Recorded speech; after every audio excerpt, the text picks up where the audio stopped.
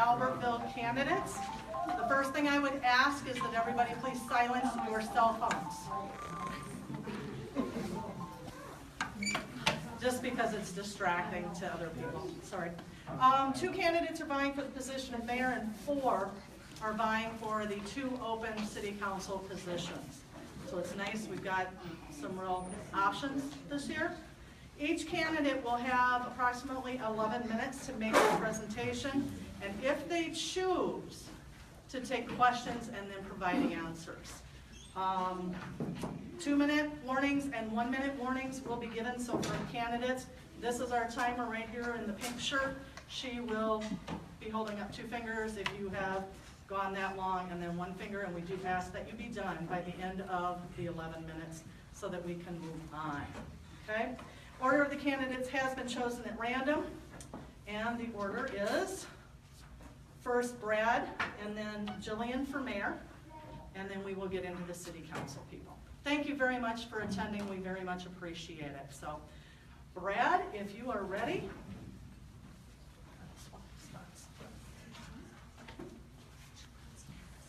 Well, good evening. First of all, I want to thank the STMA Women of Today for putting this forum on, and also just want to thank all of you for attending tonight. I know you all have busy schedules and appreciate your support for tonight. My name is Brad Cedergren, and I am running for Albertville Mayor. I was born and raised in Minnesota, graduated from Elk River High School, and out of high school I joined the military, actually joined the Navy, spent 4 years on active duty, did a tour over in the Persian Gulf, and then transferred over to the Navy Reserves. After that time I spent many years in the National Guard, was deployed to Iraq and Kuwait in Operation Iraqi Freedom, and then a couple years ago retired as a captain, and the time I spent in the Army Reserves mostly was as a military chaplain. Now, as a chaplain overseas, I ran base operations in the chapel and provided ministry for forward deployed soldiers. I am married. My wife, Lynn, and I were married in 2004. We have 4 wonderful children. My oldest is 11 and attends middle school west here, and then my oldest boy attends Fieldstone, and then I have two smaller children. My daughter Hannah was Junior Miss Albertville in 2012, 2013, and my son Noah is currently running as Junior Commodore for Albertville Royalty. Our family has continuously supported the Royalty program through sponsorships, and the Royalty program is something near and dear to our hearts. We've also sponsored Albertville Friendly City Days through our business. We own a small business here in town. We've been members of Living Word Christian Center in Brooklyn Park for over 15 years and have enjoyed various outreach opportunities there. I do have a bachelor's degree in visual communications as well as a master's of divinity. My professional background is in marketing and advertising, software engineering, and business development. I currently work as a software engineer for a company in Maple Grove, as well as teach in the evenings at Dunwoody College as an adjunct professor. As I had mentioned, my wife and I are small business owners. We do own 14 Music Academy here in Albertville, and I'm looking at working on opening a craft brewery in the area. We'll see if that happens or not. Taking an active role in my community has always been very important to me. I spent 20 years serving our country and now have a desire to serve my local community. In the past, I've served in various capacities alongside the Union Gospel Mission, served at Feed My Starving Children, and I worked with Alzheimer's patients in an advanced memory care unit. Currently, I serve on the St. Michael Albertville VFW as the post chaplain, and I'm also a member of the Crow River Thunder Motorcycle Club, which we do various volunteer opportunities, as well as we did a recent benefit ride for a local woman who's dealing with cancer treatments and all the stress and expense that goes along with that. I am a constitutional conservative, fiscally conservative. I do believe in limited government powers and individual rights and liberties. As a business owner, I know how businesses operate and what prevents them from growing. I also know what attracts a business to a community and what does not attract them to a community. Albertville is a great community with great residences and great businesses, but we are one of the higher tax cities in Wright County. The city does have a lot of debt that we need to reduce, and right now we just don't have the business needed to do so. We need to attract businesses to equally distribute taxes, and we need to spend less or make more. Now, in order to reduce the tax burden on our residents within our city, we need to increase the number of people and businesses paying taxes. With only 4 square miles and approaching capacity for the number of available residential lots, we really need to be strategic on how that happens. We need to ensure that the available commercial properties are no longer sitting vacant and barriers are removed for homeowners looking to improve their properties. We have numerous open vacancies within our business spaces and several areas that need to be developed. And so we need to create incentives for businesses to choose to open within our community versus opening within a neighboring community. As mayor, I would work on expanding the industrial area of Albertville through attracting new businesses, as well as encouraging existing businesses. I would also work on bringing in new businesses to fill our vacancies near the Albertville crossing and along County Road 19. I believe Albertville can begin to see this expansion through providing incentives for new businesses and growing businesses and not standing in the way of development efforts. I would also work closely with the I-94 programs to promote and solicit businesses into our community. With these measures in place, our community will be a very desirable place for businesses and officials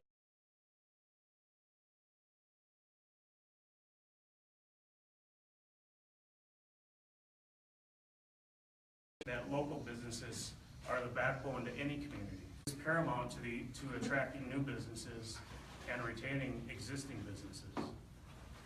As mayor, I will ensure that the appreciation of our local businesses is evident in the support that we will provide and welcome them as an important part of our community. Attracting and supporting businesses will help our city make more income and lessen the tax burden on our residents and current small businesses, as well as making it easier for homeowners to make improvements on their own properties. As mayor, I will also take a serious look at our budget and eliminate any unnecessary spending. Now, all of these things will allow us to work on paying down the city's debt and work towards adding amenities and facilities important to our growing community. Another issue that I would focus on as your mayor is increasing the crime within our community. I have spoken with several residents about their concerns that Albertville has one of the closest large shopping centers this side of St. Cloud. And I will continue to support the Wright County Sheriff's Department, support establishing community crime awareness groups and training for those groups, and work with organizations that provide enrichment and entertainment for our youth. I believe that we can reduce the amount of crime in our community and be prepared for any major incidences that we may face without needing to drastically increase our law enforcement spending. But I will also ensure that we are budgeting for expanding services needed with a growing community. In a school district that has been fighting for equity and funding for our students, there needs to be priorities on what our school board focuses on. We're already losing teachers to neighboring districts for nearly $10,000 salary shortcomings. Yet, the school board has decided that new sports facilities should be built instead of focusing on retaining our quality educators.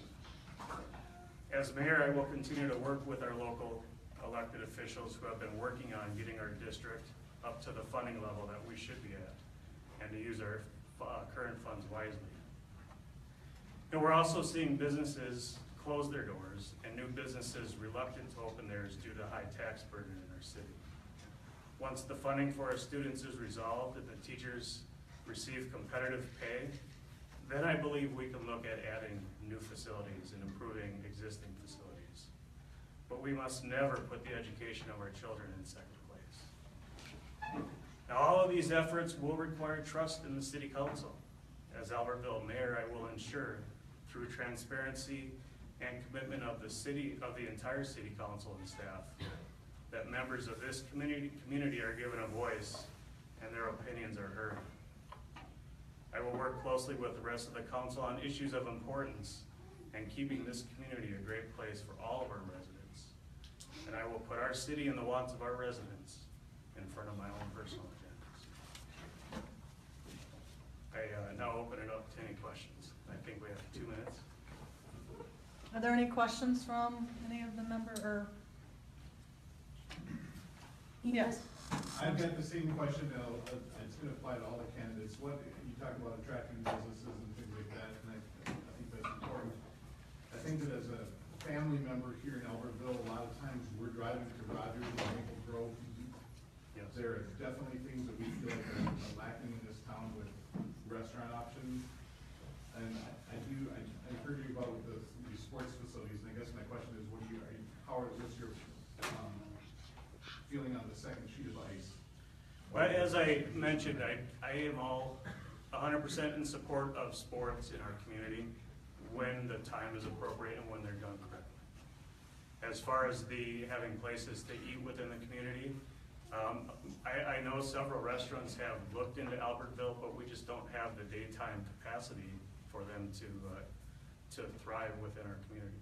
By attracting the right type of businesses, building our industrial areas, and creating jobs that stay within our community during the day, I believe in turn will be more attractive to those types of businesses. And some of the feedback on the restaurants is that some of the hookup fees are too high with the city or with the water hookups, and some of these are really expensive fees, that these owners are needing too much startup money to get in, and that it's preventing some of them to even start up.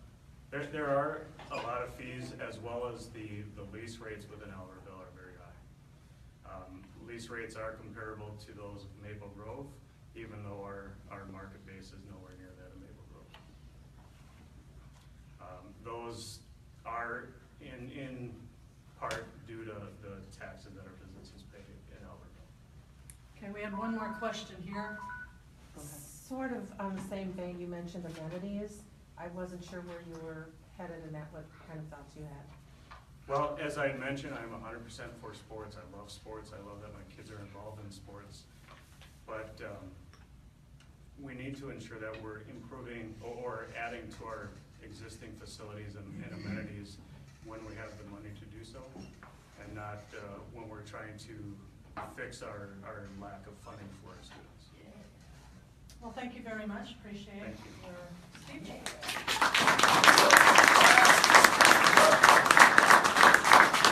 All right, Jillian.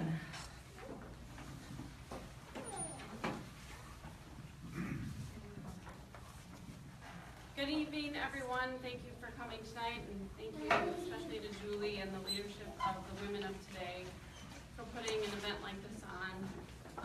My name is Jillian.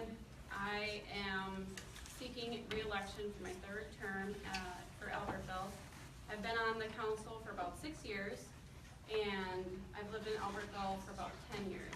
My husband is here tonight with my 2 little kids, so I apologize if you hear the little voices out there. My vision remains consistent, and it's for our community's future to enhance our friendly city motto by maintaining essential services, limiting tax burdens on our residents, and stimulating economic growth. Supporting our local businesses and encouraging new development will remain imperative throughout my tenure. It's my goal to see projects complement our Albertville community and enhance it. Our staff within Albertville is very lean. I've been a part of the personnel committee for 6 years and seen some continuous work to save money by partnering with local communities, and I continue to look forward to doing that. We also have a very lean budget within Albertville. One of the things I've worked really hard is every year we have an annual budget process, and to look to see if there is any excess spending. At this point, I'm very confident that Albertville is thriving on a very lean budget. We work to keep our taxes low and make decisions to sustain services in our community, but also to remain competitive. We also have the annual audit process, which I complement council being very active in doing so. Our council works very hard at paying down debt, sustaining a AA credit rating, and pursuing essential service projects. For example, throughout my tenure, we worked to catch up to the road repairs that fell behind during the recession, and also, like I mentioned, continue to pay down debt of a growing community in a new building not too long ago with our city hall and public works facilities, as long as outside, also along with the library and senior center that we've partnered on. Some of the things during my time as mayor were partnerships with St. Michael, building official department. We share a building official, which has saved us tens of thousands of dollars. We also share engineering inspection, which has also saved us thousands of dollars. We're working with Otsego, and we contract with Otsego, which has saved us over hundreds of thousands of dollars by partnering with Otsego. Also, during my tenure, we've worked really hard, but in 2013, we completed phase 1 of our CD road, and now as a resident, you may realize you can get off the freeway in 2 separate locations within 94. That being said, I'm very active, and I will continue to be very active at the Capitol. I'm a member and board member of the 94 Coalition, which we've been successful in my tenure at completing our expansion projects on 94, and also the Rogers to 241 expansion has been completed as well. MnDOT just released that we've seen a 55% reduction in traffic time. So that's about 350 hours a day that is saved. And we already have engineering and design paid for from 241 to 19, so that'll be shovel ready in June. So I would continue to work very hard at the Capitol with the 94 Coalition and all the cities around to continue that process in phase 2. Also, many of you have seen the beautiful Guardian Angels building go up. I was a part of helping the city expedite that process, and they are continuing to pursue over time a possible expansion to that. Along with our industrial park, it's a key component to our tax base. We've worked really hard to sustain Mold Tech, which is a large business in our community, which they stayed and expanded. Old Castle has built their second beautiful building in our industrial park, and we've also sustained Fraser Steel, who just finished their 3rd expansion. We also were very competitive with the room and board expansion, and we hope to continue to work to develop and build out our industrial park, as it is a substantial tax base for our community. There's been a lot of rumors about the Sony Entertainment Complex and what's that going to entail. I've been in part of working with the staff at the city, with the developers for several years. At this point, there's no formal application to the city, but they are moving forward with preliminary engineering and site design now. So I believe I will work really hard to make sure that this complements our small town feel, but also helps us be a game changer for our community and our tax base. These past few years, I've addressed several concerns facing our community. I will continue to work on collaborative efforts to save money and to deliver more and better efficient services. I look forward to continuing to partner with our neighboring cities to cut costs and to continue to work proactively on transportation, which is the council's #1 goal right now.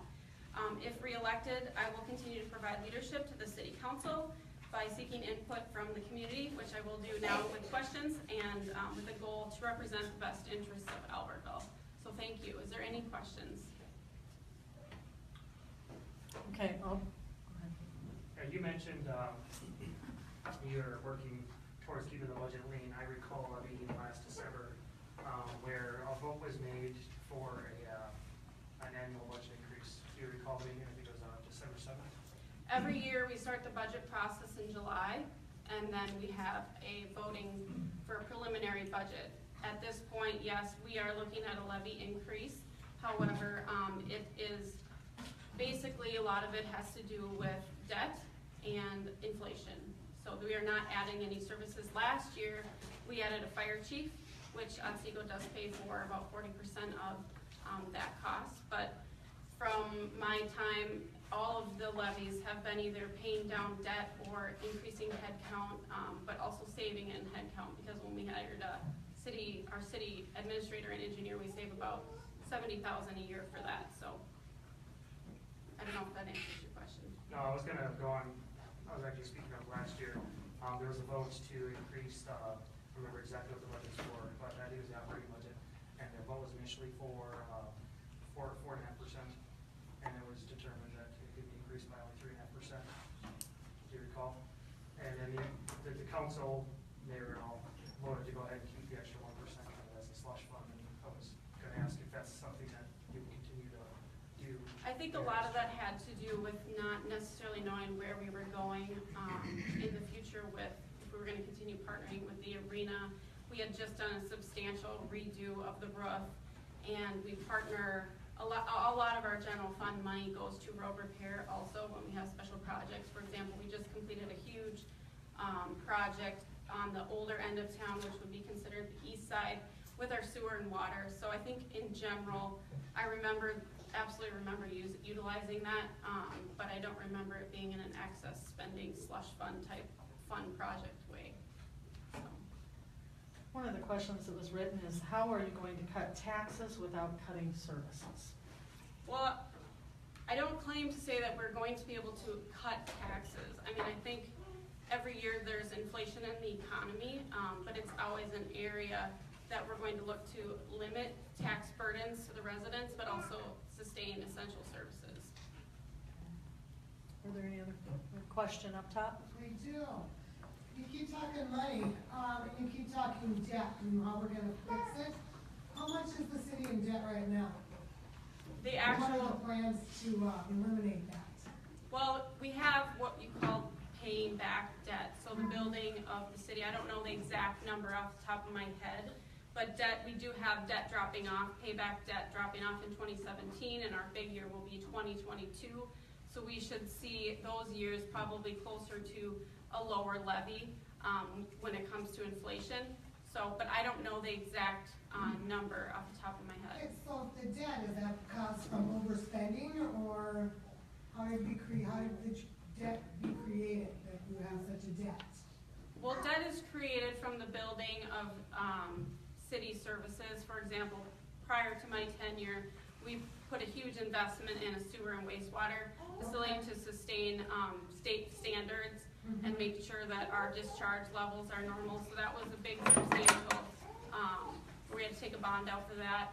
Also, building of City Hall, partnering with St. Michael, when this all happened before I was on council, but important things that people made decisions on before my time, like putting in the senior center and the library, which we pay back every year for Is those. part of that debt part of the refurbishing of the ice arena?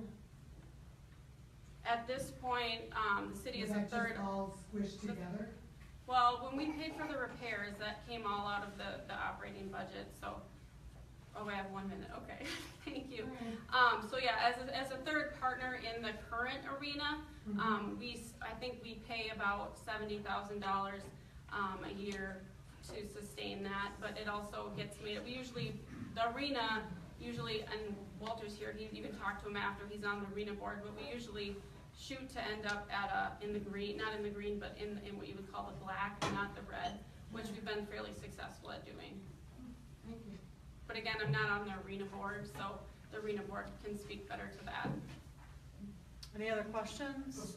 So doubling back kind of on the commercial space here, and you know, I think that most families here think about saving time, you know, and going back to this, it is really frustrating to drive to Rogers, drive to the road when we want to eat. And you know, I know it sounds trite sometimes, but those are the little quality of life things that help make a community. It's like, it's frustrating that we can't get Chipotle or Jimmy John's. You know, some of these average, you know, we don't have McDonald's except for in a gas station in St. Michael. There's just, it feels like we have the commercial space for those things. Those would be good tax dollars to come in. How can we attract those businesses to come here? Well, first of all, I totally agree with you, and then like Brad talked about also is the lunch crowd. That's usually what the brokers will tell me. Like I've talked to the broker for McDonald's, and they talked about how they built the one in Monticello and it wasn't successful, the one by the Target there. So they had to close it.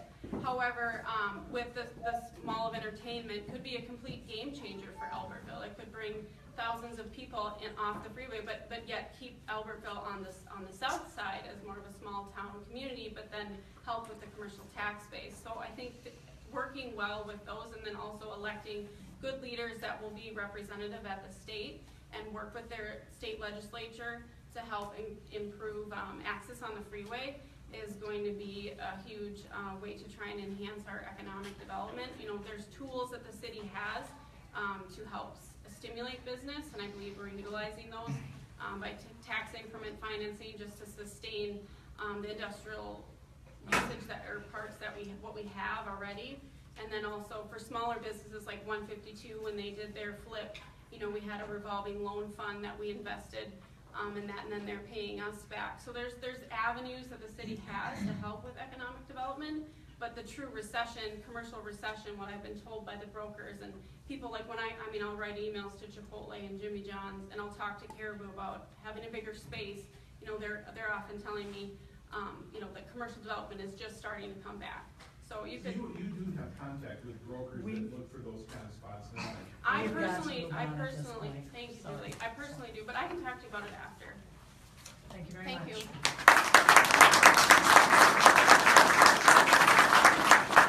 All right, thank you to the two mayoral candidates. At this point, we'll start with the city council. First will be Jeremy, then Aaron, Paul, and then John.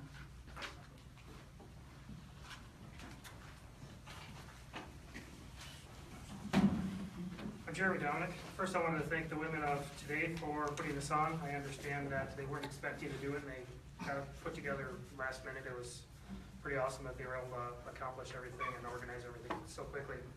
I also like to thank all of you Albertville residents. It shows how much you care about your community that you took the time out of your evening to, instead of watch the great fall shows that are starting to come here and listen to us tell you why you should vote for us. I've been an Albertville resident. Actually, I've been a resident of the community since 2007. Most recently, me and my wife bought our most recent home back by Cedar Creek Golf Course in 2013. I've got 3 daughters, 2 of which are seated in the back with my wife. They are active in all kinds of community events. My wife as well is back there, and she's pretty awesome. But I'm going to go right to the nuts and bolts of why we're here. You guys can get to know me and my family later if you'd like. My background is professionally, I'm a senior engineer for a Fortune 10 company. I've held similar roles for Fortune 100 companies throughout the state. And the reason I mention that is because I've worked with financial budgets, capital expenditures and purchases and forecasting, which I think led very well to this type of role. A lot of the folks that we've got on council now don't necessarily have that experience, and they've kind of worked through, used their leverage with other strengths within the council to help get us by. Many of my duties, experiences over my professional career include people management, time management, marketing, reaching out to other businesses to partner with to make sure that we're successful. These are all things that the council can utilize to bring in businesses like a Chipotle, a McDonald's, or whatever else. I don't think there's an active hand out recruiting those businesses, selling those businesses on why they want to come here. We are a bedroom community, everybody knows that. We're 4 square miles, we're never going to get bigger than that, but we do have some residential space that could be developed. We do have a ton of commercial space that you all see sitting empty just right across the street, as well as a ton of empty storefronts. A lot of that, in my impression, and I've learned quite a bit over my last year as the Planning Commission Vice Chair, is because we don't have the most friendly tax rates. We've got a lot of ordinances and other options that we aren't offering to these businesses to bring them in. So businesses that want to come here and maybe chance the waters like Taco Bell is now doing are taking a chance despite the fact that we don't have daytime people here to buy their lunch and everything else.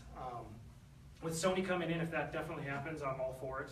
It'll help bring in businesses that will support lunch crowds, dinner options, etc. And I think the more businesses we have, the biggest thing that we're going to see an improvement on that is our personal tax base is going to go down. It's been mentioned a few times that there's a bit of city debt from building the new building that we've got, other upgrades. There's going to be some more debt coming up. I understand there's some water upgrades that need to be done. And those are things that we need to keep in mind when we're spending money on things that may not be a priority to everybody.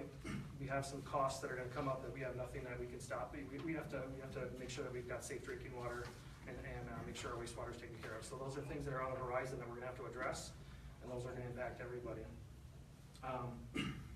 What I think I can bring to the council is honor, transparency. A lot of people that know me from the internet.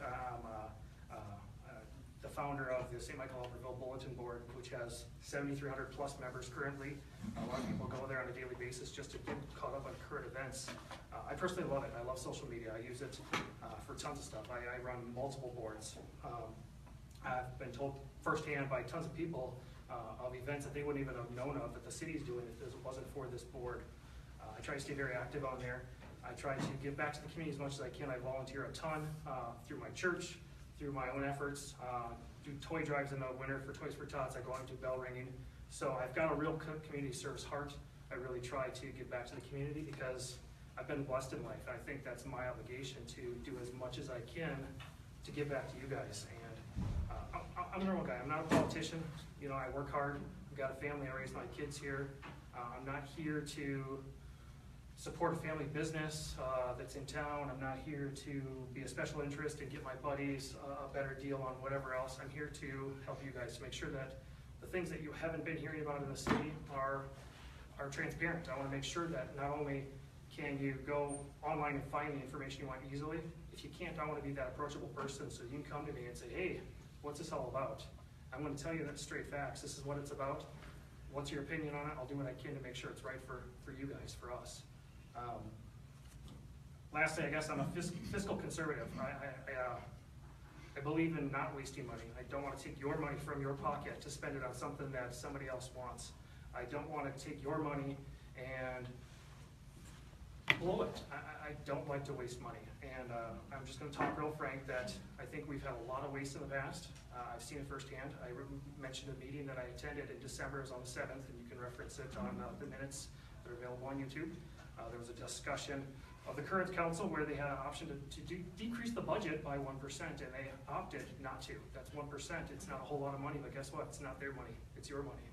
And it would have been nice to have that come back to you rather than increase your taxes. I wouldn't do that to you. Like I said, I mentioned transparency. I'm about as transparent as of a guy that you'll find. I'm honest to a fault. You ask me a question, I'm going to tell you how it is. I'm not going to sugarcoat it. I'm going to tell you exactly what it is, and hopefully it's what you want to hear. If it's not, at least it's still the truth. And I want to make sure that you don't believe that I'm a politician. There's a lot of politicians out there, and I'm a normal guy. I want to represent you guys.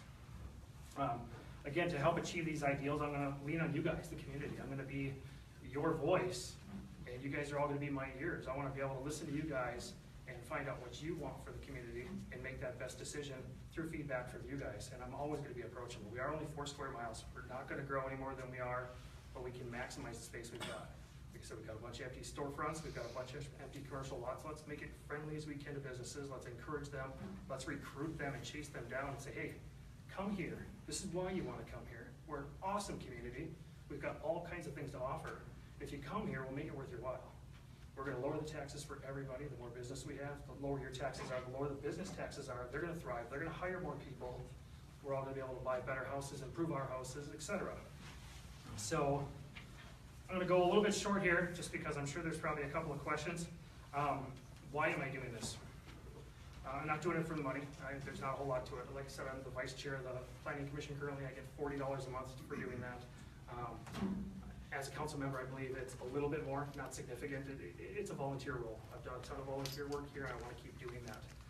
Like I said, I don't have any ties to businesses here. I'm not going to be somebody's favor giver and give them some kind of sweet deal so that they get ahead of somebody else. I'm going to be there to be fair. I'm going to be there to represent you guys. I think much of government, as you guys have all seen on the news and everywhere else, has been about governing people. And in reality, it should be about representing people. And I want to be that representative for you. I want to be that voice, bring it back to the council. I'm going to be as transparent as possible. What you want to know about, I'm going to make sure you know about. And if you want to know any more information about me, feel free to ask now. I can also be found online. You can just look up Jeremy for Albertville. That's Jeremy, number 4, Albertville, one word. And I'm an open book. Feel free to ask now. I'll tell you anything you want to know. And hopefully you vote for me on November 8th. All right, one real quick question, then I'll open it up here. Somebody wrote in, heard rumors that you want to fire the city administrator and fire chief. Are these rumors true, and if so, how do you propose that these jobs get done? Well, I would say they are rumors, and I don't know anything about that. Okay. But I think it's awesome that we have a fire chief. There's absolutely no reason to fire a fire chief. That's an essential service in my opinion.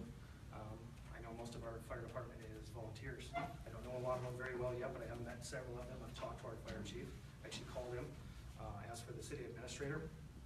I know Adam quite well. I have his cell phone number, so there'd be no reason for that either. Okay, perfect. Questions from the public? Yeah, you're talking about transparency, and did you not ask the city staff what the council gets paid? I did, yep, actually I called and talked to, I believe it was Kim, it was a couple weeks ago, and I said, Kim, can you break down for me the current council pay, the current planning commission pay, as well as the mayoral pay? And I found out exactly what all those were. I also asked her the history on those, and from my understanding, it's been roughly 12 years since any of that's been increased, which I applaud the city council for not doing, because it's a volunteer role. There should be zero money involved with it. I understand they want to cover expenses getting into and from the meeting. I appreciate that, but I live in town. It's only 4 square miles. I do it for free. The pay isn't. Well, my question was the transparency. You said you're always transparent. You said you didn't know what the staff was, the pay was, but you did check in, but you did find out. And you just told us you didn't know what it was. I don't understand the question. You said you don't know what the council's paid. You just The said exact it. dollar amount? I said I didn't know. And I guess I could quote what Kim told me, and she told me it was roughly $300 a month. Is that correct? Okay, perfect. I have a question about your social media comment and how you reach out to people that way, but I also have heard it's a source of a lot of negativity. How do you Sure. speak to that? What social media is a source of negativity? Your social media sites. My social media sites. Well, yeah. Social media can be good and bad. It depends on how you take it. It's your perspective. I take everything with a grain of salt. I'm, I guess, not one easily offended by anybody, and I know there's a lot of folks that are and aren't. And it's your choice to be happy or not be happy about what you see online, and it's your choice to read it. So if something is offensive to you that somebody may have said, call them out on it. No, I'm speaking directly to you. You're saying this is a way for you to reach out to people, let them What's your know question? things that the city aren't telling people. You had mentioned, you know, letting the people that are a part of your social media site, you're communicating to those people, letting them know of events that the city hasn't told them about. You mentioned how you love social media, Sure. and my point or question or statement Question. is there's a lot of negativity that's been kind of talked about as far as that. It's social And I just- media. I can't control it. All right. It's live. It's going to happen. So it's all about who contributes. So Thank you very thank you. much. Thank you all.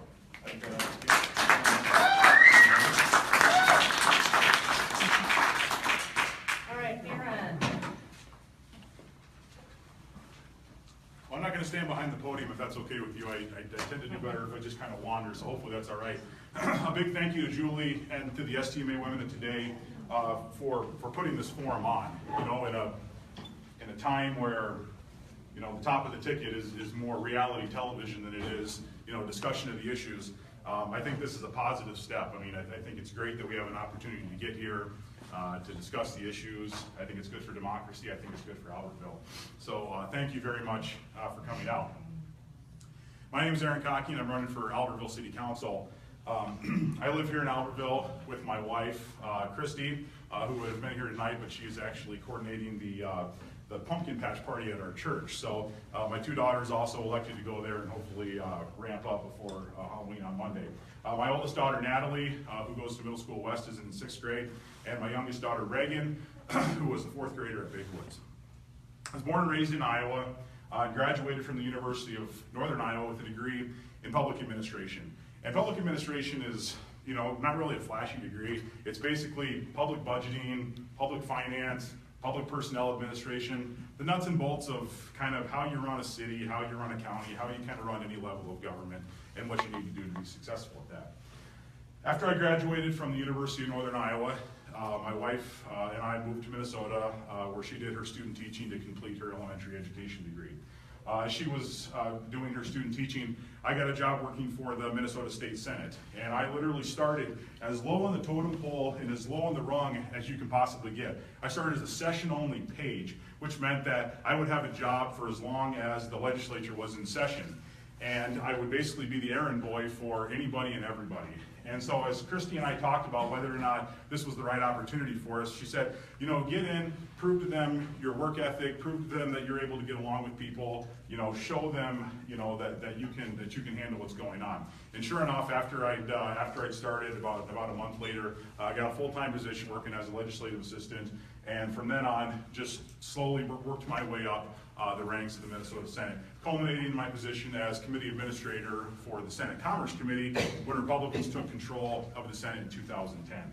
I left the Senate before the election in 2012 and took a job working for the Minnesota Association of Farm Mutual Insurance Companies, where I currently have the privilege of serving as president and chief executive officer.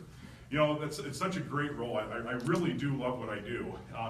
It's you know, the theme of what you're going to hear tonight from me is service. It truly is a core part of my DNA.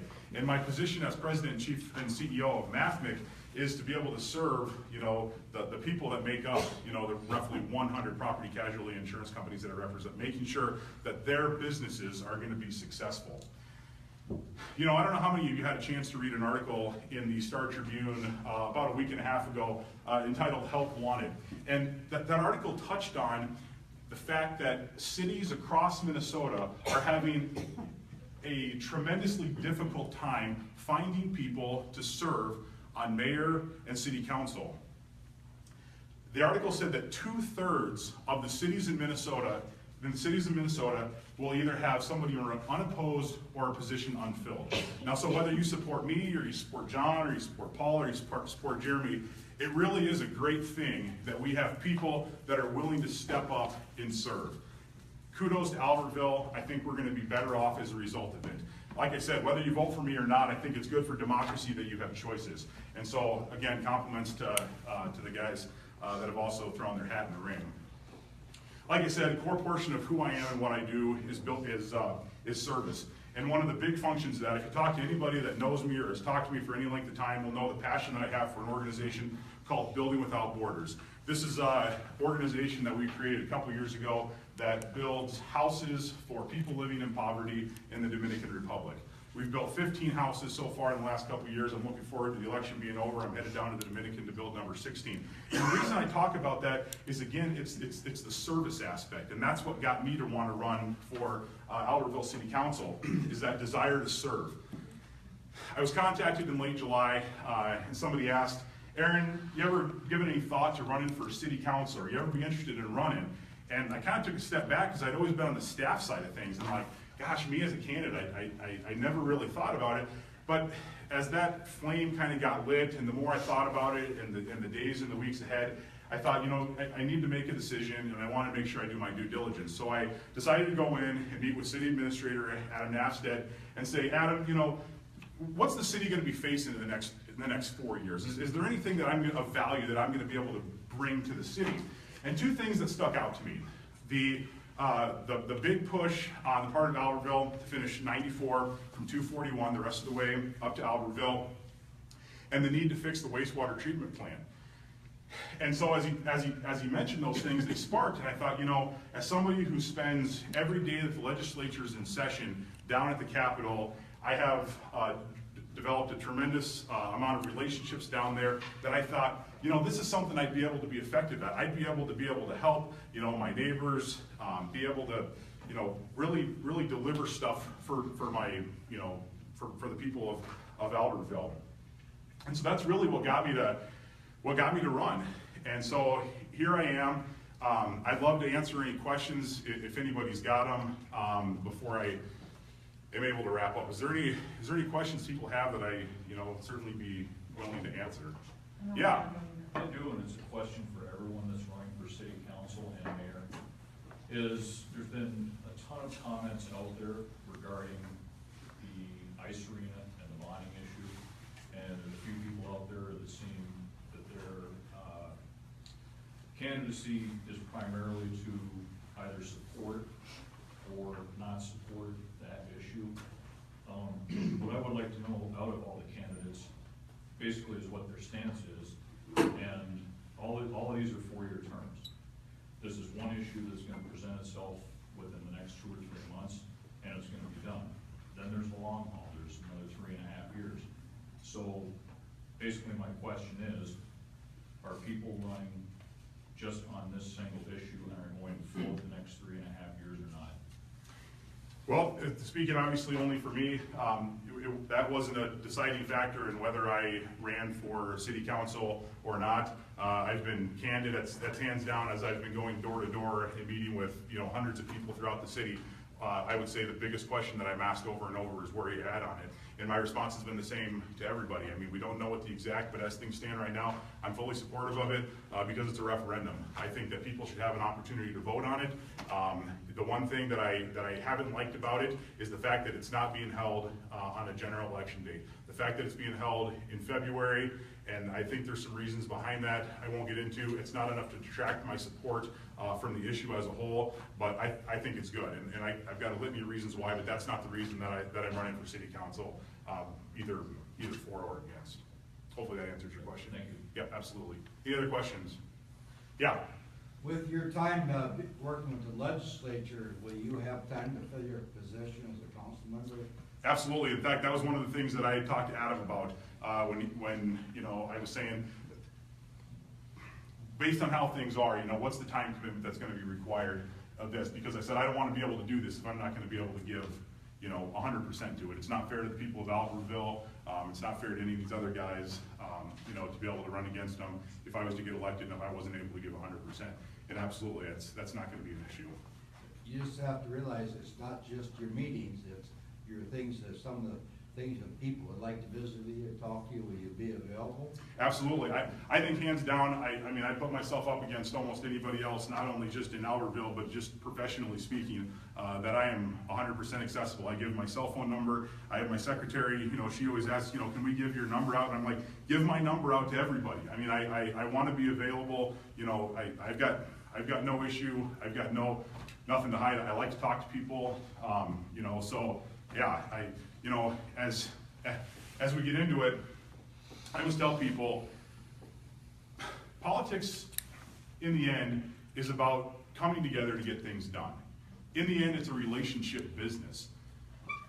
You work with people, you listen to what they have to say, and you do what's best for your constituents or for the residents. Albertville is a town of roughly 7,000 residents, and there's a 5-member city council. Those 5 members have to be willing and able to listen to the other 7,000, whether they agree with them or not. I mean, that's paramount to being an elected official. I have made my career based on listening to what people need, working with them, and then advocating on their behalf. I want to do the same thing for the people of Albertville. I want to bring the skills that I have and be able to use them for my neighbors. I mean, and for this community. People get into politics for a lot of different reasons. For me, I don't have an axe to grind. I don't have a bone to pick. I'm kind of just a guy that's running to serve. I mean, if I lose, it's not the end of my life. I don't want that to detract from the fact that I'm running to serve. But man, I got a great job. I got a great family. I love what I do, and in the end, it's about service. When it comes down to it, I would love to have you check out my website, cockingforalbertville.com, my Facebook page, facebook.com/cockingforalbertville, and I would humbly ask for your vote on November 8th. Thank you again for coming out this evening.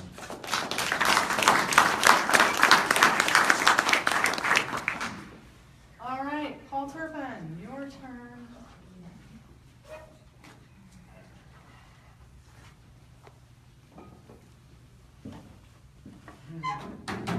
That was a nice job. I need a podium to speak behind. I can't. So that's really good. I'd like to thank everyone for coming out tonight. Women of Today for hosting the event, especially. In addition, I know he's not in this room, but Mike for moderating the event tonight. I think he's going to be at the school board later, handling that one. I've been a resident of Albertville for 15 years now. My wife Tammy, who's our filmer this evening, And I have raised 4 children here. I've got my oldest daughter, Mackenzie, 17, Emma, 14, Trace, 8, Leah, 6, all currently enrolled in the STMA schools. In addition to my parents, as well as my 2 brothers live in STMA, my family has given me the chance to see all parts of the city through their eyes and understand what it is that's important to us as a family here. What we've come up with after living here for so many years is really what we like is the small town feel. Things like the farmer's market, the nice parks that we have, safe streets, are a few of these things that we enjoy about the town. My goal is to strive to keep Albertville a wonderful place to raise a family, and of course a great place to live. One of the things that our city is, that's best about our city is the friendly atmosphere. And that's one of the things I want to keep, work hard to keep it that way. I've been a small business owner, worked for large corporations as well.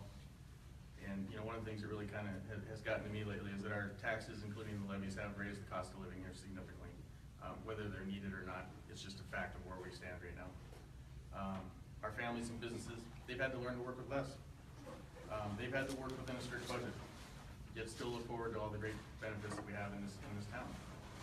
I believe the same line of thinking should be a priority in our city council. Living within our budget, keeping essential services above par, such as fire, police, our roads plowed, and of course our parks maintained, while still being open to new business growth and expansion. I believe the small town feel is very important, and it's one of the reasons we chose to raise our family here. It's one of the things that that's at the top of our list as we start to have new business come into town. The amenities that some of us are looking for, the restaurants that we want to eat at, what makes sense for us as we start to grow.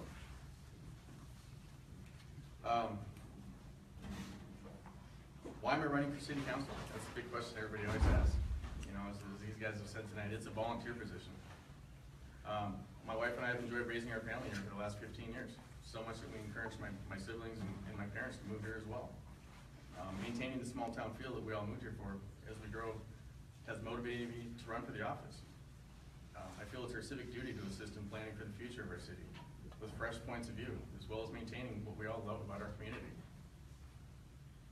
A few things. I got some questions here that I kind of put down. How can the city play a larger role in supporting local business growth? We've been saying this all night. This is kind of a catchphrase we all use. We're only 4 square miles here. There's only so much room for growth. At this point, from what I understand, we're pretty much built out in residential housing at this point. We're close. What we've got left is commercial building at this point, so we've got to be smart in what we bring into town. So I think what's important is maintaining a pro-business environment, encouraging our current businesses to stay, as well as being open to new business. Keeping taxes as low as we can, and the red tape to a minimum to make it an inviting environment for them. I would just like to say that I love this community and enjoy living here. I can't imagine raising my family anyplace else. We have such a great balance of a small town living while not being too far from the big city. I'll be continued to be involved in the community, whether it's with the Lions, on the city council, or supporting our local businesses by shopping with them. I ask for your vote on November 8th, and I trust you guys will do the right thing for our community. That's what I've got. Does anybody have any questions? Can I open up? Yes, sir. Kind of touching back on that stuff, and this kind of for all the candidates too, I think that when we talk about like the city parks, one of the things I really liked about Albertville is how we've kept our outdoor ice rinks and how that we have kept, that has been a very nice part of this community, having a warming house. Sure. And having that. I grew up skating outdoors, learned how to skate outdoors, that's a Minnesota tradition, that's kind of important with us. I think I want to encourage all of you to keep the budgets strong with keeping that warming house and those outdoor rinks open. I like that part. And I just, touching back again on the open commercial spaces, please fill those up with businesses. I don't lose a minute of sleep ever thinking about the debt of the city. That isn't something that even crosses my mind. But it does cross my mind that I want to save time of not having to drive out to go get other services. I don't want to drive to Maple Grove every time I want to do something. But, keep those. I'd love to spend my money in Albertville. I want to support this community, so fill those spaces up. I don't think you'll have any one of us that will argue that point with you. We'd all love to have those spaces full. I think we'd all love to have a Chipotle in town. The question is a lot of us have said today is, you know, we're a bedroom community for the most part. Most of us leave the town and go work somewhere during the day. There's just not enough to support those businesses at this point. I hope there is at some point. I mean, I hope that's what we're working towards. And absolutely, those are all things that I want. So if there's handcuffs we can take off, whether it's lowering the costs of hookups for businesses, things like that, you know, those are small picture things where the city captures a bit of money for it, but in the long run, Yeah. we sit there with those spaces empty, and that's what kills us. And I'm a big believer in if you build it, they will come type of thing, that the more you put those things in, the more people are attracted to that. And I think that's a big part of this. Yeah, absolutely. I agree 100% with you. Paul, I appreciate how you shared with us about how you want to continue to keep our taxes low and keep where they're at. Because I can tell you as a mother and having children in Fieldstone, and for example, Fieldstone for 3rd grade, they had to cut a teacher this year, and I get school board, city council, it all somewhat kind of meshes together. Class sizes increased quite a bit, and that's the things that are most important, is making sure that we're taking care of our children, Yep. then rather than spending money on additional facilities that maybe we don't necessarily need. So I would just encourage you that hopefully as you continue to win, that you continue to keep that focus. And I'm curious, you know, what are your thoughts, you know, going forward of what are you going to do to balance the rising of having the school board and continuing to want to have kids from outside the district come in, but in addition to that, you have all of this pressure to build and expand on our facilities. So what are your thoughts on that? How are you Yeah. going to meet both those needs? Well, as I started with, I've got 4 children here in these schools. My youngest are 6 and 8, so they've got a lot of years to go through the school district here. A lot of what you brought up is not in the city council's hand, but it is up to us whether we can support it and move it along, or maybe raise some objections depending on what they are. You know, the referendum coming up is a great example. I agree with Aaron on this one as much as anybody here, that the best part about this is it's a referendum that's going to come up to vote to the people. From there, should we decide we want to go through with these things, it's my job to support it. It's my job to support the school district in any way we can. If it's voted down, then we need to look at some of the things that are a real necessity on our classrooms that we're looking at. How do we get those back in? One of the big hangups that I have in the whole scenario at this point is being held in February. I've heard some reasons why, but at the end of the day, we're paying an extra $10,000 for that election. It could be held on the same day. So why do it in February if you can do it in November? No, it can't. That's a state issue. That has nothing to do with Albertville. It's a school board issue at that point. Trying to save you some money. Yeah. That would be a good question for the school board candidates, Yep. although most of them weren't involved with setting that up. Yep. Anyone else? Great. All right, well, thank you very much.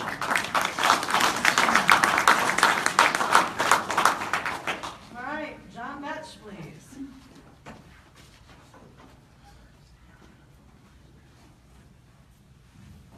Good evening, it's good to be here. Thanks for the women today putting us on. As you know, my name is John Dutch, lifelong resident of Albertville, 57 years. I'm married to my wife Lisa for 25 years. Got 2 daughters, Jenna, 16 and a half, and another one, Allison, 15. I've been with the Postal Service in St. Michael for 25 years. Lifelong member of St. Albert's Parish. Been in the Lions Club for 20 years. Before that, I was in JC's fire department. Been on the council for 20 plus years.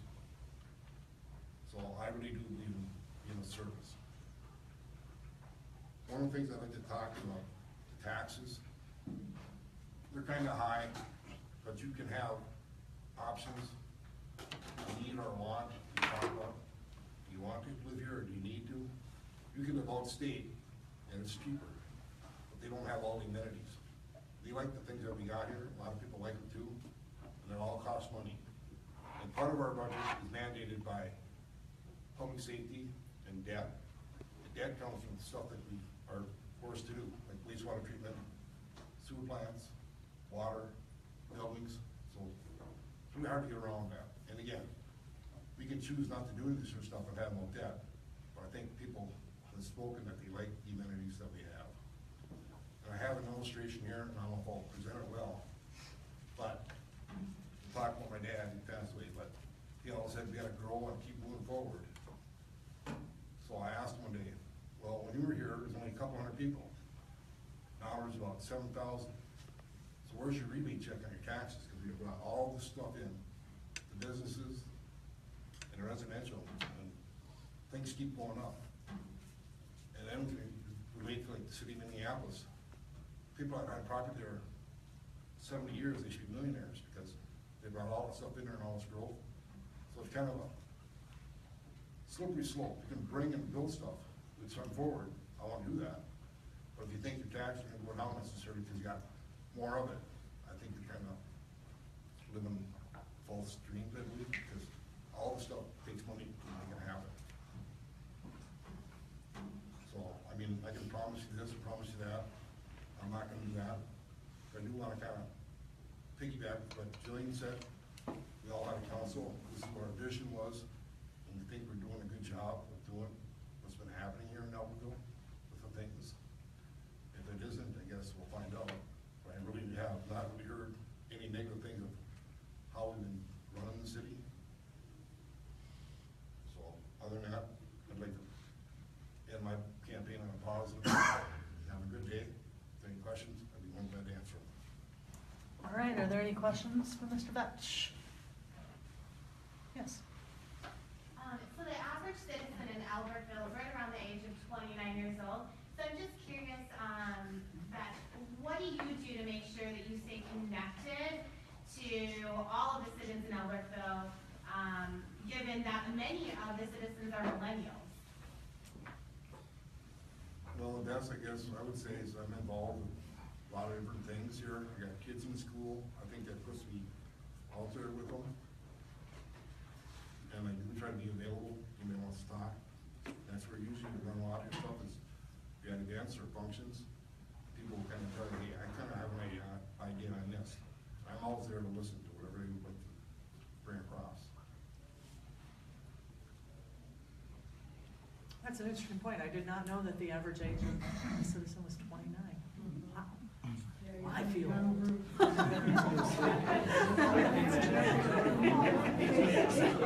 Anyway, are there any other questions? Yes.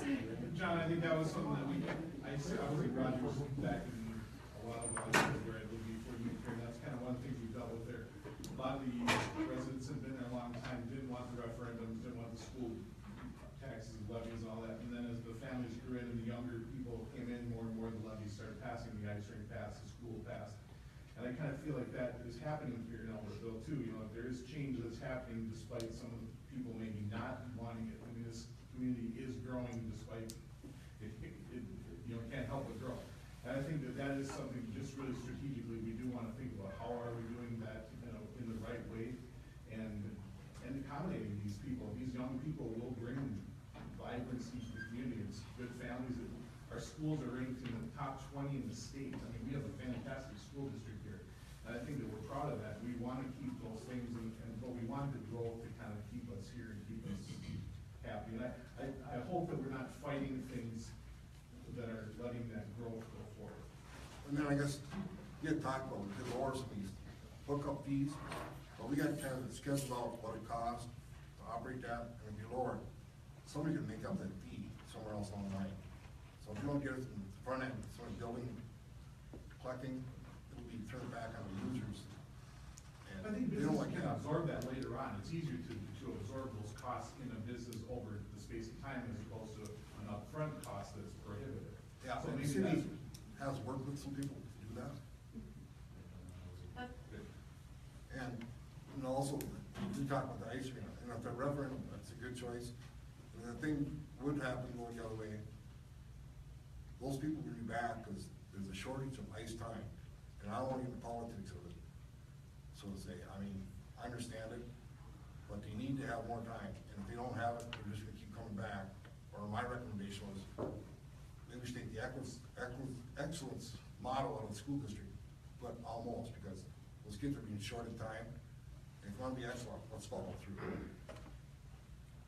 mean, it's expensive, no doubt about it, but people will need to decide and make it go away.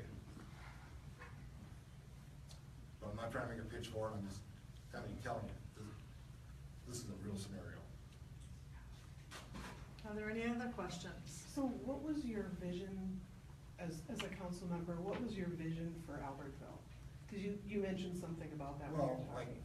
we have a vision of gonna be developing out, like have about a 30 to 40% commercial retail tax base, fill some more up with residential, and hopefully not have like the starter homes kind of move up, so they call it life cycle housing, starters, medium, higher end, and we have garden angels. So we just wanna make sure we have a good balance of all that. And part of the vision, I guess, I like to kind of keep it like we've been doing. I think it's been a pretty reasonable growth. We don't like build 1,000 homes in 2 years and we put a bubble on everything else. I think we've been making steady progress. Our roads, I think, are in good shape. If we get this 241 to 19, that'd be a great improvement. Thank you. Any other questions? Yes. You've been on the council, you said, for 24 years roughly? Plus, yeah. During that time, what didn't you accomplish that you will if you get reelected? What in this new term, the next 4 years, do you think you're gonna be able to do, you're gonna be able to do in the last 24? I would like to work with trying to bring some more businesses in, as far as the commercial development. Different than before, so the last 24 years? Yeah, I think we're trying to do some different things. We have more land that's available, ready to go. Make some more offers.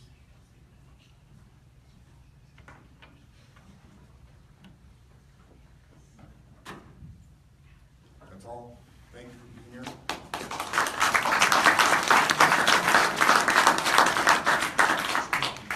I'd like to thank everybody for coming, for taking some time out of your evening. We do have about 15 minutes before the school board starts in the auditorium, so please feel free to find any of these people and ask some questions. I do have one more question, I'm sorry. Not a question, I just wanted to ask you, we have a county commissioner that lives right here in Albertville, is up for election, and he is sitting in the audience, and I think for the Albertville people, it wouldn't hurt to him to speak up good words for us, if that was your permission. I would feel uncomfortable doing that because we didn't invite any of the other members, but as City of Albertville people, please feel free to approach the man and talk with him, but to open it up as part of the forum, I'm not sure that I'm comfortable with that. He's turned his back on us now. I'm sure that most people know Mike Potter and feel free to ask any questions of him, during this brief intermission. But please go ahead and make your way down to the school board in the auditorium.